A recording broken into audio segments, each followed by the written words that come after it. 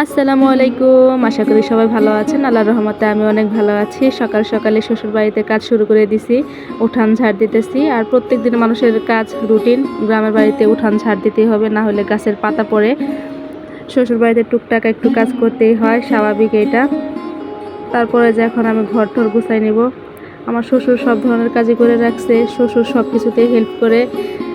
সে সব কিছুই গুছাই গাছাই রাখে।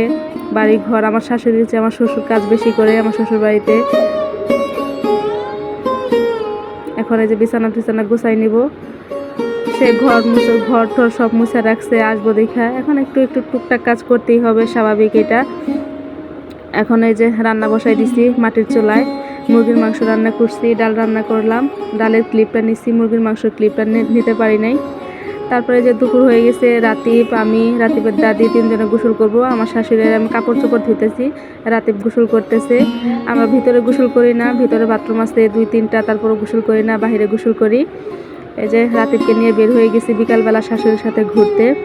শাশুড়ি সব জায়গায় নিয়ে যায়, শ্বশুর বাড়িতে এই স্বাধীনতাটা আসলে পাওয়া যায় না।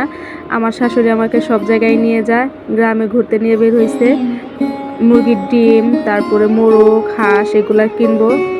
এই বাড়িতে আসছে, ছেলেটার কাছ থেকে সবসময় নেওয়া হয় ডিম, মুরগি টুরগি এগুলো সবই নেওয়া হয়। এখন নিবো, আর কাছে অনেকগুলো মোরগ আছে, এগুলো নিয়ে যাব ঢাকায়। তারপরে যে পাশে আমার শাশুড়ির বাবার বাড়ি, এটা আমার মামা শ্বশুর। আমার শ্বশুরের সাথে আমার শাশুড়ি দেখা হয়েছে। এটা হলো আমার নানি শাশুড়ির বাড়ি। এর মধ্যে রাতিবের দুর্ঘটনা। রাতিবের হাত কেটে গেছে, লোহা দিয়া বিড়ালকে ঢেল দিতে গেছে, ওই লোহায় ওর হাতে ঢুকে বসছে। সবাই ভালো থাকবেন, সুস্থ থাকবেন, আল্লাহ হাফিজ।